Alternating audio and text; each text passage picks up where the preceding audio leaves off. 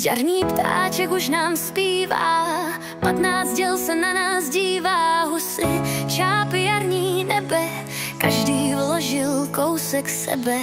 Někdo barvou, jiný tuší, pastel v tichu také sluší.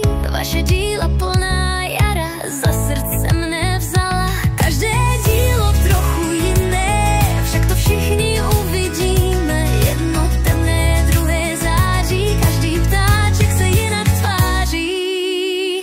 Klobouk dolů, skvělá práce, je to skvělá spolupráce. A co dál, co přijde teď, nová výzva čeká hned.